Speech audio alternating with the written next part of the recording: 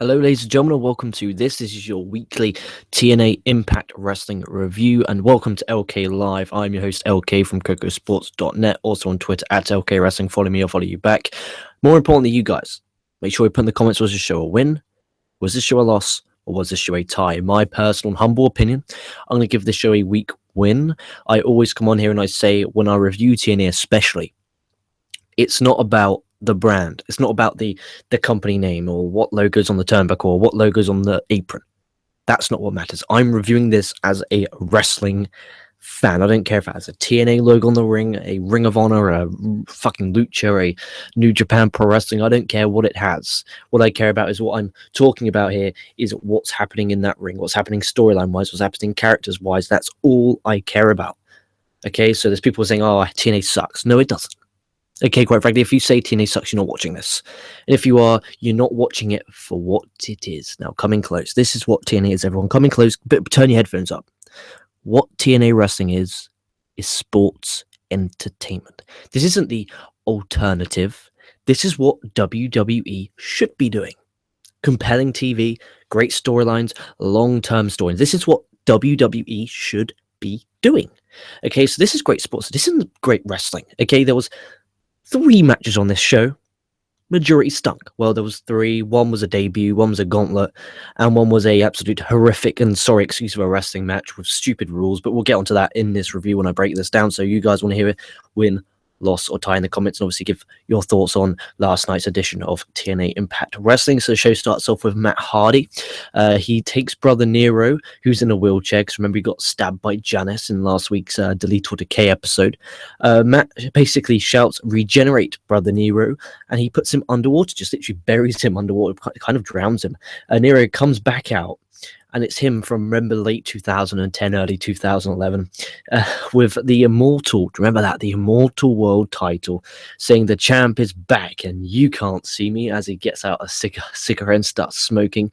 Matt puts him back underwater and says, this isn't the brother Nero we need. Nero comes out. This time he's broken brother Nero. Matt says, we have one family member back. Now let's get Vineyard 1 back. So now we know the story. We know that Matt Hardy is trying to get all his family members back in this show. So that's how the show starts off. I was a big fan of these. I'm always a fan of these. Because like I said earlier on the show, I understand what it is. It's sports entertainment. This isn't a wrestling show. It's not a wrestling heavy show. It's about telling great stories, having great, compelling characters. Brother Nero, if you remember this time last year, I was barely doing these shows. Let's say about 5-6 months ago when TNA first came to pop and Matt Hardy was involved with EC3 and Jeff Hardy in the World Championship. I used to call Jeff Hardy Spliff Hardy, and I used to call Matt Hardy Fat Hardy. Okay, I own up and I eat crow. I said that. Okay, I admit it. I said that. But what these gentlemen or men have done with the characters that they have are absolutely top drawer. To be able to rejuvenate your character to this point where it's pretty much a completely different dimension to your character at their age, in all due respect, that's far from brilliant.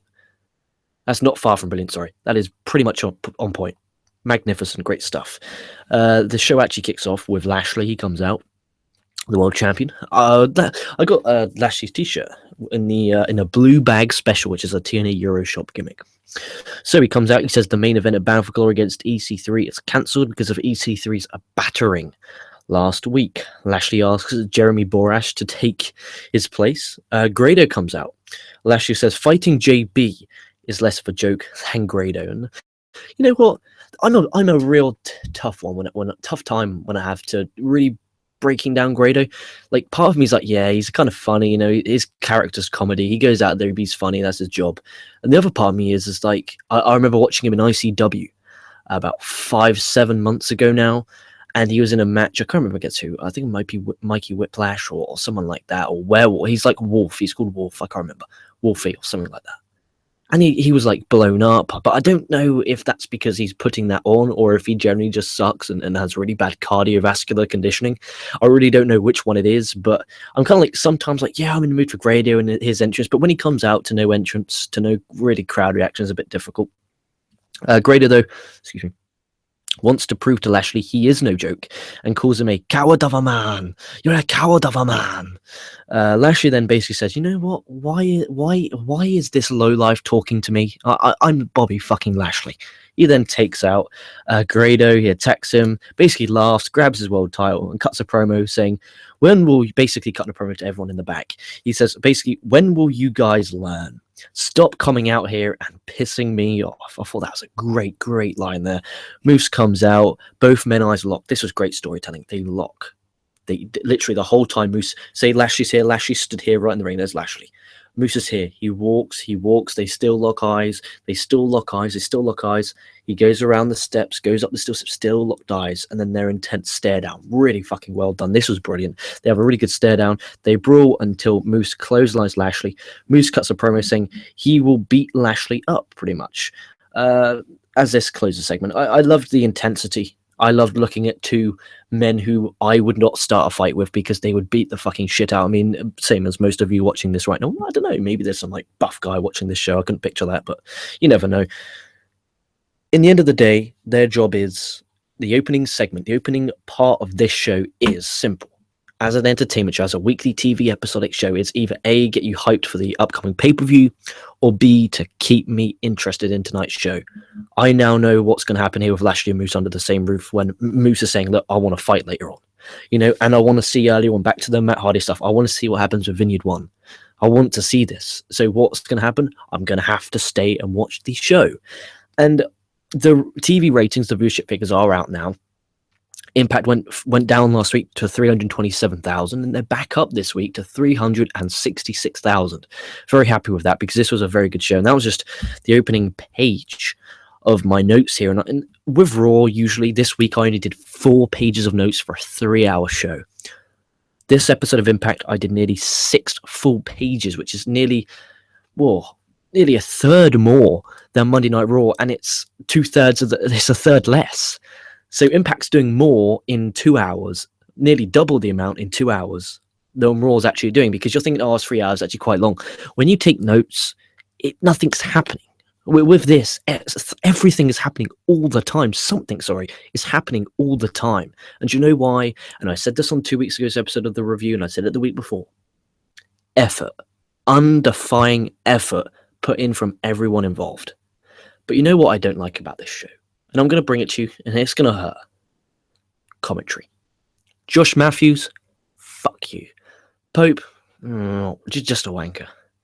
I think they are two of the worst commentators in the history of the wrestling. They remind me of Vince McMahon back in the late 80s, early 90s. What a maneuver! But instead, Josh Matthews goes, innovative offense. Like, I generally, I can't stand them. There's a reason. How about this? Josh Matthews got fired from WWE. That makes him a loser, okay? There's a reason losers are losers.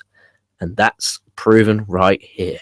And that's not the case of everyone. I mean, Drew Galloway's not a loser. Lashley's not a loser. They had their reasons for leaving, not being treated right. Matthews, the reason why he wasn't on Raw was when he was on SmackDown. But the reason why he wasn't on Raw, wasn't on pay-per-views, is because he sucked, okay? Vince, he's an old toilet, but at least you understand this. Can someone please listen to me? Please get this imbecilic piece of shit off the TV, because he makes me dislike this product. I'm going to say it flat out there. If he is not calling this action, this product is 10 times better. If I'm a wrestling fan again, if I don't follow TNA, and I click the button and it comes up, and I hear that idiotic voice, I'm like, fuck off, I ain't listening to that fucking goon. Oh shit, I don't say that. Wow, I never say goon. Jesus fucking Christ. Unbelievable. What's that guy's name? He does that show. He's always that's JD from New York. That's the one. That's what he uses, goon. Mine's toilet. So if he ever says toilet, he copied me. But why would he copy me? He's got like 75,000 or however many subscribers he's got now. I wonder if he's still doing this shit, because I don't know, he probably does. I haven't watched his stuff in a long time. I used to watch him for his Call of Duty stuff, because I actually really enjoy Call of Duty, but I suck at it. Do you ever, guys, I put in the comments, this is really off topic here, but do you ever have that game that you absolutely love, but you're so shit at it? To me, it's Call of Duty. Like, I absolutely love playing Call of Duty. I love it with a passion. but I'm so shit. And then I get angry and then I turn it off and I rage quit. And then it's like, why do I like it so much when I know I suck? But before I play in my mind, like, yeah, I'm good at this.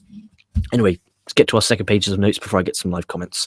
We have backstage, we have Arron Rex, who puts over the Impact Grand Championship and the format and the structure of it, and says that him and Drew Galloway will face each other soon, basically alluding to the fact that it will be Arron Rex versus Drew Galloway in the final. Let's call a spade here, guys. Let's not be imbeciles. That's what will be the main event. Or will not be the main event. That's what will be for the Impact Grand Championship final. They have another backstage segment. We have Lashley. He's pissed off with Moose for coming out and basically just coming to TNA and just going straight to the main event and basically declines a fight or a match with him later on in the evening. Again, keeping me posted. Okay, they're not going to fight, but then what's Moose going to retaliate to that? We have a Impact Grand Championship Tournament quarterfinal. We have Trevor Lee versus Arron Rex. This is Arron Rex's TNA debut, okay? Well, in-ring wise.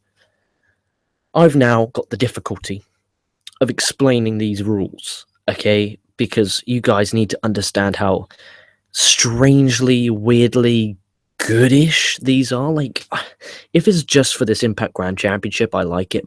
If they dare make every single match in the company like this, I will quite frankly refuse to watch any of these shows going forward, and I don't care how many views we lose.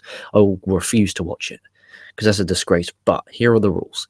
There is three-minute rounds. Okay, you can win by pin or submission. If it goes to 3 rounds, it's up to the judge's decision.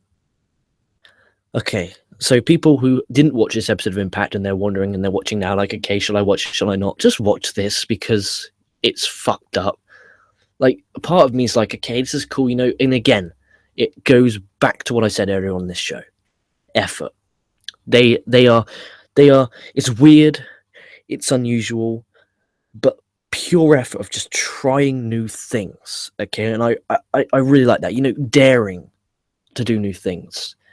And this could fall flat on its ass. The internet, you know, the reviewers, the podcasters, the people on the Twitter machine could bury this to pieces. But you know what? They dared to do this. You know, not a lot of companies will do that. They'll just stick to the basics. They'll stick to the fundamentals because they want everyone to love us. They didn't care if everyone hated this. They did exist different. It might click. It might not. I don't think this will. I'm going to be honest. I'm not the biggest fans. I hate stopping like every 3 minutes. And the fact that whatever great match you have, you can only have it within 9 minutes. Like, name me a great wrestling match within 9 minutes. And we talk about on Raw that not a lot of in-ring content happens, and TNA is far worse than that. So if I can understand if you're a fan of the wrestling aspect, why you wouldn't like Impact or TNA, what the fuck the company's called. But for me personally, is again, back to the start. I know what this is, and that's sports entertainment. Okay, so Rex wins the first round. He hits a discus running forearm to get the win. So you have Rex in the semifinals. Again, I gotta stress this. If this is just for the tournament, if this is just for the Impact Grand Championship, these rules, I'll let it go. Okay, I'll let it go. I'll let it slide. I'll give it a chance. Okay, I'm not going to completely destroy this. I'll give it a chance. Let's see how it unfolds and see if anything great happens. That match sucked. Okay, I'm not going to lie to you. The wrestling is the weakest part of this show. Like, I'm not even joking you. Like, if I was watching it, if I was advising you to watch this, if you're watching it on DVR, record, or if it's a pirate's life for you on the internets, then I recommend you to fast forward the wrestling. Not even gonna lie. Fast forward the wrestling, because this wasn't particularly great. We have backstage with Maria. She's cutting a promo, basically announcing tonight she'll find out who she's facing at Bound for Glory, and gets JB to tell Gail Kim that her Hall of Fame induction is happening tonight. Again, making you want to stick around to see what happens. Here we go. So Matt's in the forest. He finds Vineyard in a tree. He uses his powers to reactivate Vineyard 1, and he's now working, and there was this absolutely magical rewind of everything that happened with Vineyard 1, where he's playing chess with Senor Benjamin in a memory flashback when he reactivated himself. It was really funny. And what I loved about this is I actually cared if Vineyard 1 was okay. And I was sat there like, is he okay? Like, the TNA team and the Hardys in general, like, they've made me care about these people like Senior Benjamin and Vineyard and Maxwell because of the way they're presented, and they're presented as important, and I really am a fan of that. I will get some live comments as I turn over, as we're pretty much nearly halfway through this show now. For watching, I'll take that. It's a really weird time. It's a bit earlier than what I usually do. It's just I want to get a bit of a nap. And dude, we have live comments, and we have a lot of them. That makes me very, very happy. And I'll get to them every couple of pages of notes. That's how I'll do it. So we have commenters now. So this is live comments, guys. This isn't intense. This is kind of loosey-goosey, as Mr. Koco likes to call it. Almonza Alward. Dude, I apologize if I really badly slaughtered your name then. I really do apologize. Think Drew Gulak will get signed to WWE and will never join the Cruiserweight division. Well, why can't I'm assuming Neville will join the Cruiserweight division, and I actually expect Neville to be one of the first challengers for the Cruiserweight division.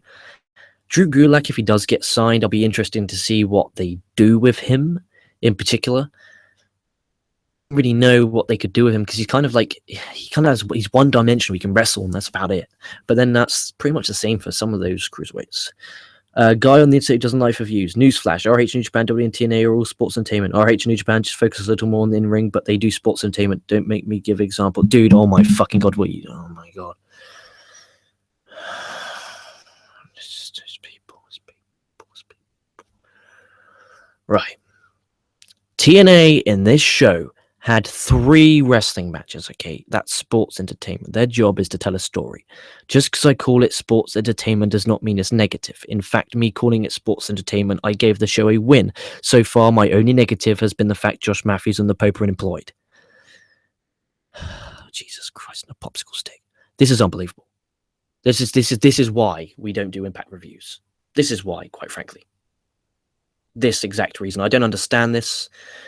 My point of view is, okay, I'm going to give an honest review because there is people out there who should I watch Impact or not? I'm telling them to watch this show because it is good from a sports entertainment aspect. This is like Raw. This is what Raw should be. This is what Raw was like in the Attitude Era. It was must-watch TV. Okay, the wrestling on this show was shit. New Japan has 3 hours. If you obviously do not watch New Japan, there is no promos. Well, there may be backstage and conferences, and one at the end of the show. It's match. They tell their stories in the ring. Ring of Honor, it's pay-per-view, match, TV, match, promo, match, promo, match, promo. And dude, I don't know. I shouldn't have to explain this. I feel like an absolute idiot explaining this. There is someone out there who understands me. Jesus Christ. The Grand Championship fits more Evolve and PWG. That's from Adrian Carminetti. Yeah, I mean, I like it. I mean, I'm a fan of it, but at the end of the day, if they're going to fuck it up and make every match like that, then no. I kind of think the Grand Championship is ass, match-wise. Yeah, it's horrible match-wise. It's just shit. Josh and Pope are decent commentators. Dude, right.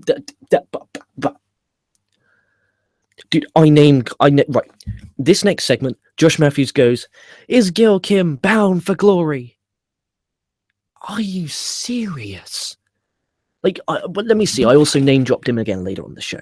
We're going to get to it. Where is he? Josh Matthews, that absolute piece of shit.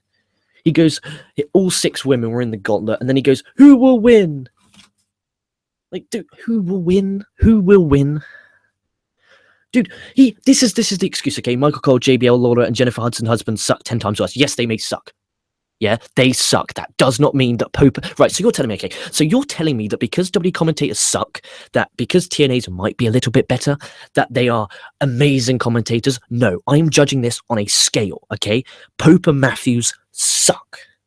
JBL sucks. Cole sucks. Hudson's boyfriend Otunga sucks. You cannot live in this bubble where it's TNA and WWE. If WWE sucks and TNA's commentators are a little bit better than them, that means TNA's commentators are good. There's not a scale. The scale is suck or good. Simple, simplistic. My God, I'm like talking to a fucking 4-year-old. Unbelievable. And people wonder why there's no TNA reviews out there. So, getting fired from WWE means you suck or have no talent. What the fine... I said, you stupid cunt! I said directly. I said not Drew Galloway. I said not Drew Galloway. I said not Lashley. I said not EC3. I used it to insult Josh Matthews because he sucks. And there's a difference. Drew Galloway left on his own terms. EC3 chose to left. Okay, they may get released, but they asked to. Matthews was there about 10, 15, 10, 11 years and left because he sucks. Unbelievable. Unbelievable. Dude, this gets me wound up. Okay, it really does. Right, here we go. The next comment, okay? Adrian Carmenetti. Agree with Josh Matthews. I hope they take him out and bring in Joey Styles or Don West. There, Adrian Carmenetti. If I was wearing my Ring of Honor hat or if I was wearing my Impact hat, I think I might have it down here somewhere in the PWME headquarters right now. Let me have a look. What's this?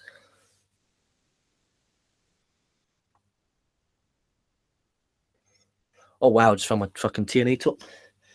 Dude, where the fuck is my hat? I have my hat down here somewhere. I don't care. Dude, give yourself a drink. Give yourself, there you are, cheers. On Adrian Carmenetti for having fucking common sense. So it's like, oh, Raw had a really good match. Impact didn't have no good matches. That means, oh, Raw's wrestling's better than Impact. Dude, no, it's not how it works. I judge wrestling based on wrestling, not companies. Like, oh, WWE's announcing's awful. TNA's is shit, but it's a little bit better than WWE. That means, we're great. No, it's not. They suck. They're awful. They need to be fired. And that man needs to be blocked. Jesus Christ almighty. Unbelievable. It takes a lot to wind me up. It really does. It takes a lot. It takes a lot to wind my ass up. So to actually get me wound up like that takes a great talent. Unbelievable. Let's get back to the show. Apologies about that, ladies and gentlemen. Apologies. So the Knockouts champion Rhea comes out. Ali comes out. Ali's better chance. I kind of don't understand what they're doing with this Ali. Like, I'm hoping that there's a great payoff of her becoming this big, gigantic babyface.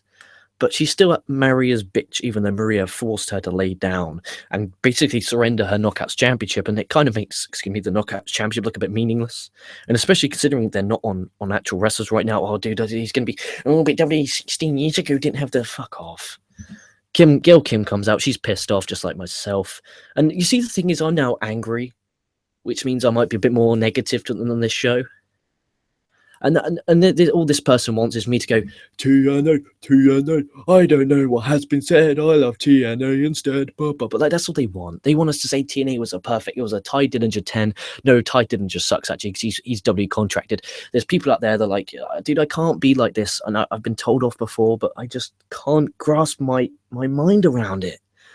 Like, if WWE sucks and TNA's great, I'm just going to say WWE sucks and TNA's great. I'm not going to say, oh, TNA's better than WWE. I'm going to say TNA's good and WWE sucks in separate forms. I give TNA its form in the TNA review, and I give WWE its form in the WWE reviews. It's ludicrous, and quite frankly, it's bullshit. Okay, and I don't stand for that shit. Support the sport, not a company. Okay, that needs to be a t-shirt, or at least a damn good slogan. Support the sport, not the company. I support wrestling companies. I have a Ring of Honor hat. Okay, I'm wearing a TNA shirt right under here. I have a Kenny Omega shirt. I have a TNA shirt there. I have W shirts upstairs. I have New Japan shirts upstairs. I support the sport, and so should you. Simple, simple, simple. So Maria has a video of basically Maria beating up Gail Kim as a Hall of Fame video. Maria then gives her a gift, which is a picture of herself with the Knockouts Championship. Ali basically says, she's got Gail Kim a gift because she's one of the best female wrestlers of all time. She's got a pretty decent pop. Maria gets the present. She then stamps on it. Kim and Maria argue on the mic, and there's actually some pretty good mic work. And Maria is not a good wrestler. Okay, she never has been and probably never will be. But she's a great promo. Really underrated promo, I will admit that. Dixie Carter comes out, the chairman. She looks defeated. Like, when she came out, I sadistically had a little chuckle, like, oh. And then I just felt sorry for her. I mean, she's stuck with this company when she didn't really have to. Like, she could have left months and years ago when they lost Spike TV deal. They went to Destination America, they lost that, and then went to Pop, and then they stayed, and she stayed until someone bought her out. And then there was rumors that backstage they were all dissing her and battering her. Like, that's none of my business, and quite frankly, I don't like getting involved in all that bullshit backstage gospel. But in the end of the day, she's been the boss for 14 years, and to just be treated like that, that's bullshit. I do feel sorry for her, though. She tells Maria she has 0% power and allows Kim to be in the gauntlet match to determine the women's challenger at Bound for Glory. dude, the build up for this has been so long, and I generally want to see them wrestle. And then Josh Matthews goes, "Let's find out if Gail Kim is bound for glory," because he's better than a WWE announcer, so that's all that matters. Dude, that's atrocious. He sucks so fucking bad. And the thing is, that guy now just got fucking shown with his true colors. We have an empty arena match, okay? We have Rockstar Spud and Braxton Sutter here. They brawl around the ramp. Sutter chokes him with his shirt. I like the intensity here. When I'm watching it, it feels like these guys hate each other. It really does. Spud spits on Sutter. Sutter then beats up on him some more. Spud with a low blow.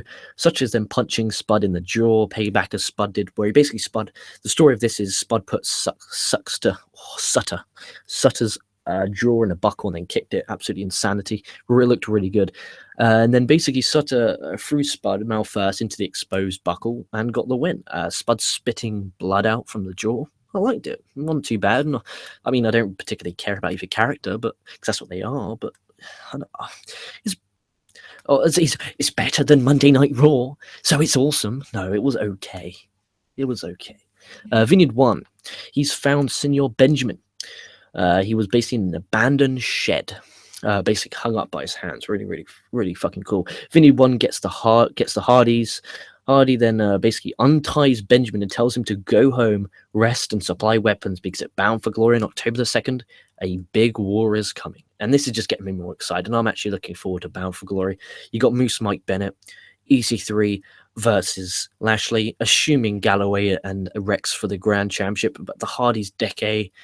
I mean, whatever X Division match we're going to get, there wasn't much really X Division unless you count Spud and Sutter. I didn't mind it. Backstage, Moose cuts a promo saying thought he would fight. Rewind that. Backstage, Moose cuts a promo saying he thought he would challenge Lashley to a fight, but Lashley ran away like a little bitch. That was a good line. I like that. Considering I didn't particularly get to see much of Moose's promos at Ring of Honor because it's a wrestling company and there's not much promos because it's about the wrestling. Here, he cut an okay promo. Okay, nothing bad. So you have Matt, Nero, Rebby, they come into the ring. Matt sentenced the Decay to the darkest place of deletion. Oh, I love Hardy. I love Matt Hardy more than a straight match. Hardy says at Bound for Glory they will take the tag belts and they will delete the Decay. Rosemary, she's high up on the Impact Zone. She cuts a promo saying that Hardys won't win. Crazy Steve is in the crowd. He says they offer them their own Decay. Nero says he will make Decay obsolete. Loud obsolete chants. Pretty loud obsolete, actually. Hardy then challenges the Decay to a Great War match.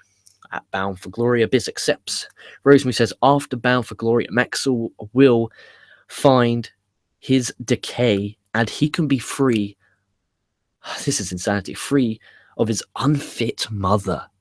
That's insane. That's insanity. And then Rebby attacks. See, I'm just all pissed off now. I'm fuming at those comments. That's what drives me insane. Okay, I'm coming on here. I'm putting the product that they love over. This is the company they love. And I'm putting it over to nauseam. I'm saying it's awesome. And they still don't like it. If I come on here and I bury the show, they get annoyed at that. If I come on here and I put the show over, they get annoyed at that. And there's just like, think about this. I've probably done this show now for about 20 minutes, 15 minutes. I've probably said about 95 good things, 5 bad things. And in those comments, the 5 bad things were Fire, Josh Matthews and Pope, and sports entertainment. This show's a sports entertainment show. And if you don't believe it, you're a fucking moron. I guarantee if you type in TNA Entertainment, it will come up. I think that's the name of the company, TNA Entertainment Corp. It generally is. And if you don't believe me, look at it. Okay, so that's all that. And then all the Hardys, including Rebby, hit the Twist of Fate to a loud delete chant. And I love what they've done with the Hardys. They were heels and now they turned full babyface, and it's fucking amazing. Backstage, you have Mike Bennett. He's persuading Lashley to fight Moose later on. Lashley's like, fucking sure, why the fuck not? And then after that, I'm going to come back and beat the shit out of you. So you have a Knockouts Gauntlet match. The winner gets a Knockouts Championship match at Bound for Glory. Number 1 is Jade. Number 2 is meant to be Ali, but Maria doesn't allow Ali to wrestle, and she brings out Laurel Van Ness. Dude, that was a hard one to announce. They exchange some nice forearms until Sienna comes out. Yeah, some of these names are pretty difficult, and I'm English, and I find these names difficult. Gail Kimson before, she hits a pretty fucked up neck breaker on LVN. I'm just going to call her LVN because I don't want to slaughter the poor girl's name. 5's Marty Bell, 6 Raquel. I mean, Raquel nearly botched getting into the ring. I mean, she's okay. She's not good. She's not bad. She's just in the middle. But if we compare her to WWE divas, she's really good. Like, no, that's a joke. 6 is Madison. 7 is Madison Rain. Now, she's shit. Okay, but you know why I don't like her? Guilty by association with Josh Matthews. She's married to Josh Matthews. No, I'm joking. I've never liked her. Never ever. I've been watching TNA since 2008, and when she debuted with the Beautiful People, I hated her then with her stupid blonde hair. I hated her as the Queen Bee. I hate her now because I always have, and she hasn't improved. I hate how she hits the ropes. I hate everything about her. Oh, everyone hits their finishers. LVN dumps out Rain. Marty dumps out Jade. LVN dumps up Marty. Sienna then hits a Samoan drop on Raquel. And Raquel has one of the nastiest bumps I've quite frankly ever seen in my whole entire life out onto the floor, especially for a female. Absolute insanity. LVN is got rid of by Gail. So you have Gail, Kim, Sienna. Kim hits Heat defeat to get the win. So you now have Kim versus Maria at Bound for Glory. This is smart. I like this a lot. All I want is a good long story, and this is what we get, because Impact is a story-based company, and I love that. Okay, it's a story-based company that on the big pay-per-view, they're going to pay some. I'm going to pay some money on my Fight TV app. I'm going to watch it live, and I'm going to enjoy it because I want to see how this concludes. I want to see if Gail can get screwed out of a Knockouts Championship match on a Hall of Fame induction weekend. Going to be interesting. And then we have, quite frankly, one of the worst excuses for wrestling match I've seen in my life. You have the Grand Championship tournament. You have Eddie Edwards versus Mahabro. Dude, I don't mean to, this is not me being, horrible. I got in my notepad here, Mo Shearer, because is it Mohammed Shearer, Mahabba Shearer? I can't understand what Matthews is saying, because quite frankly, I try not to listen to him, because he's an idiot. But yes, Mo Shearer versus Eddie Edwards. Again, the rules are 3-minute rounds, and it's all complicated. Fuck this Shearer guy. This guy is shit.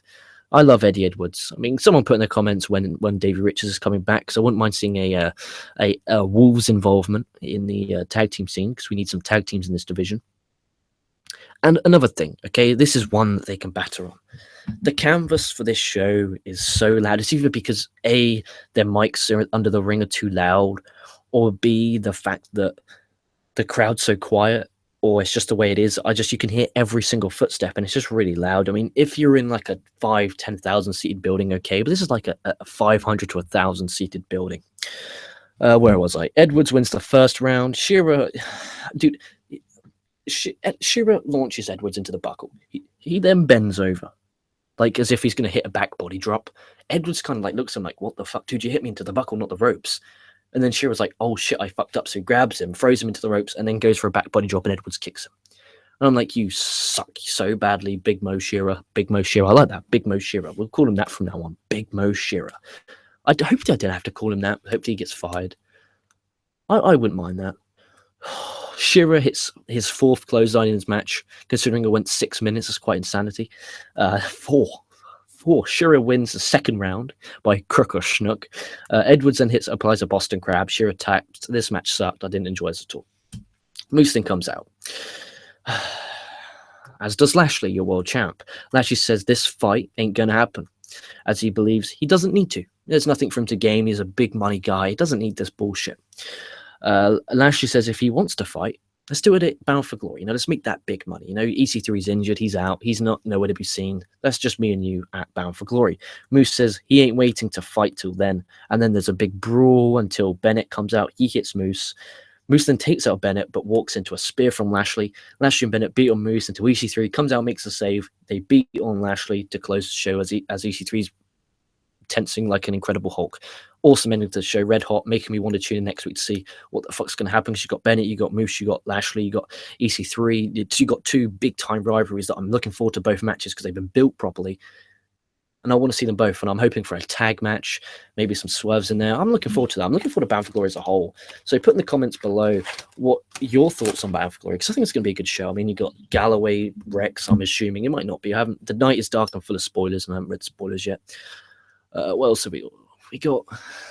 We got EC3 Lashley. You got Bennett Moose, which I'm looking forward to. You got Hardy's Decay. It's just a good show. I mean, Maria, Gail, Kim, I'm looking forward to because it could be an interesting and entertaining match. Because in the end of the day, on a 3-hour show, I do want something that's entertaining because the wrestling is, the wrestling's wrestling.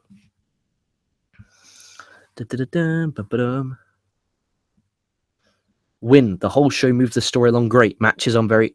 Ugh. So this is from... Sorry, I didn't read this out here. This is from Andy Paps. Andy Paps, baby. This is, again, comment time, guys. The review of the show has been completed. This is where it's loosey-goosey. It's kind of laid back. I answer questions from the listeners.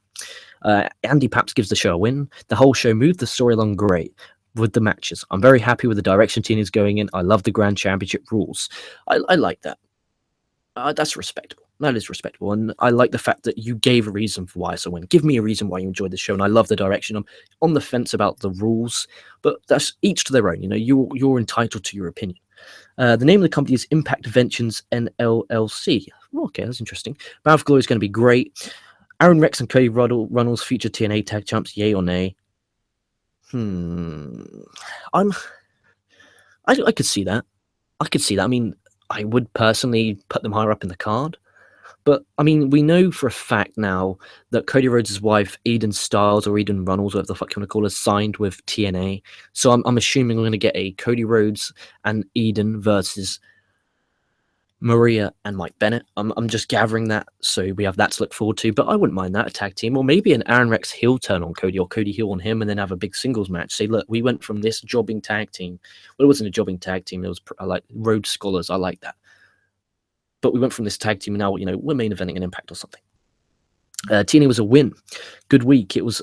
TNA was a win. This is from EC Cuff. TNA was a win. What a good week it was for Wrestling-Sports Entertainment. Yeah, I agree. It really was a win. And also, I do agree. I mean, we had the CWC, which was awesome. We had SmackDown Live, which was awesome. We had Raw, which sucked. Backlash was mediocre at best. But NXT was okay. I know I haven't reviewed it, but I did watch NXT before the CWC. I was a fan of Hideo Tommy and Drew Gulak. I loved the slapping spot. But and Bobby Roode's entrance, of course, it was glorious. But enough of that. We're talking about this is TNA's time to shine. And I'm just happy that, you know, reading these comments, minus that one imbecilic comment, I'm happy that people were actually watching the show and also agreeing that this show was a win, and also agreeing the fact that Josh Matthews and the Pope should be fired. But in the end of the day, it could all be great, me coming on here saying this show's great. But it takes you guys to also watch the show and agree. And I'm happy lots of people in the internet inventory are watching this and are watching alternative. You know, you guys are watching your TNAs, you are watching your Ws, you're watching your Evolves, as we touched on earlier, Ring of Honors, your New Japans, and I love that. People with the same mind wave as me, not just W or not just TNA. Like, if you don't like TNA, dude, if your reason is because it's not WWE, shame on you. Like, you seriously should check out this product. Adrian Carmonetti puts... Davey Richards returning next month for November. I want to see Davey back. I wouldn't mind seeing a lengthy Davey Richards-Eddie Edwards feud. That could be interesting. Saying, you know what, I was gone. You didn't help me with my rehab. You didn't ask if I was okay. You just went on your singles run. So you know what? Fuck you. I'm going to prove to you that I'm a better singles wrestler. I'm going to prove it to you tonight when I win that X Division Championship from DJZ. BFG 2016 could be an 8 out of 10 at best. Yeah, that's fair enough. That's from Adrian Carmonetti again. I think it could be a good show. Let's just wait and see. And I'm looking forward to reviewing that. Andy Paps puts, Andy Paps, baby. We've got Victor Varela gives the show a win. Agreed. And Andy Paps puts, I hope Bram returns as the leader of the Decay. That would be fascinating. Like, the whole time saying this is all Bram's mind child. You know, this psychopath. Because he was a you know, an insane character. So it would be absolutely awesome if he's saying, look, I'm the leader, I'm the brainchild behind the Decade. These guys are my puppets. They do as I say. You know, I wouldn't mind about if the lights go out, come back on, Bram's in the middle of the ring with a lead pipe. You think, oh fuck, he's gonna fuck up the Decade for taking him out, and then bam, he just whacks one of the Hardys, whacks them out clean, and then poses with the Decade. I think that would be a great spot and a great opportunity to do so. And it gets Bram over in the process as well. So thank you very much for live comments, everyone, even if they were a bit controversial. Still appreciate the comments. Thank you for watching this show. I hope you've enjoyed yourself as much as I have talking about TNA Impact Wrestling. Remember, Bound for Glory is 2 weeks this Sunday. We also have Clash of Champions next Sunday. So we've got 2 pay-per-views in a row. And then the pay-per-view after there's a No Mercy after Bound for Glory. And then we have a Ring of Honor All-Star Extravaganza at September the 30th. We've got some incredible professional wrestling to watch next week. I'm going to be taking Saturday off, maybe.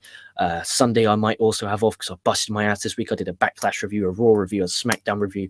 I did a CWC review yesterday. I did a retro live commentary. Sammy did the Lucha Underground review. I've done the TNA review. We've done everything, okay? I might watch some Ring of Honor. I might watch some indie wrestling tomorrow night. So please still, again, stay subscribed, get that notification bell clicked in case if you watch on your mobile device, the best way is click that bell and next to the subscribe button, because then you know for sure when we're going live, because you'll get a vibration. You'll, oh, vibration, what's going on?